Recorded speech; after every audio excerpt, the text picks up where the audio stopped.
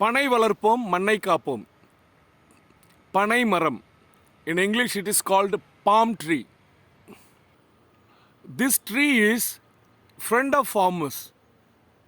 It fertiles the soil. The soil gets fertile by its existence. Most of us don't value this tree. எங்கள் கொள்ளு பாட்டி சொல்ல கேட்டிருக்கேன், ஒரு பனைமரத்தை வெட்டினா ஒரு வீடு கட்டலான்டா நாங்கள்.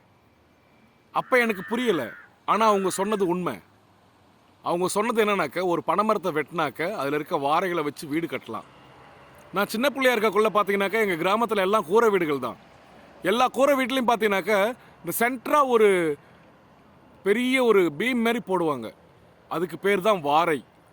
இந்த பனைமரத்தை வச்சு தான் அவங்க செஞ்சுருக்காங்க. அதுதான் சொல்லுவாங்க, ஒரு பனையை வெட்டினா ஒரு வீடு கட்டலான்னு. ஃப்ரெண்ட்ஸ், இந்த பனைமரத்தை இந்த காலத்தில் யார் பேணி காக்கிறோம்?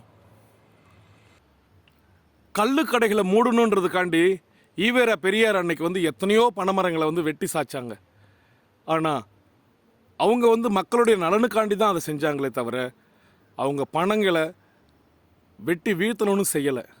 பனை மரங்கள் நாட்டுக்கு நல்லது. அது இருக்கிற இடத்த வளமாக வச்சுக்கும். அதோடைய செழிப்பு மிக முக்கியம். இது போன்ற பனை மரங்களை வாழ விடுவோம். முடிஞ்சா ஒரு பனங்கன்றை வாங்கி நடப்பாப்போம். நீங்கள் எங்கேயும் வாங்க தேவையில்லை. இந்த பனை மரங்களை சுற்றி பார்த்தீங்கன்னாக்க அதுகளுடைய விதைகள் கீழே விழுந்து தானாகவே முளைத்து வரும். அது அப்படியே என்ன பண்ணுறோன்னாக்க பிடுங்கி வேறு இடத்துல நமக்கு தேவையான இடத்துல ஊன்றி வளர்த்து வரலாம். பனை மரங்கள் என்றைக்குமே நாட்டுக்கும் வீட்டுக்கும் ரொம்ப நல்லது. இதை புரிஞ்சுக்கிறவங்க நிச்சயமாக புரிஞ்சுப்பாங்க.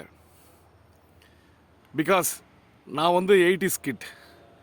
எனக்கு இந்த பனைமரத்தை பற்றி ரொம்ப பிடிக்கும். எனக்கு பனைமரம் ரொம்ப பிடிக்கும். எல்லா வகையிலையும் இந்த பனைமரம் நமக்கு உதவியாக இருக்குது. Thank you friends.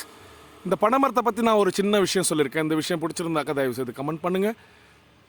என்னுடைய சேனலை சப்ஸ்கிரைப் பண்ணிக்கோங்க. தேங்க்யூ.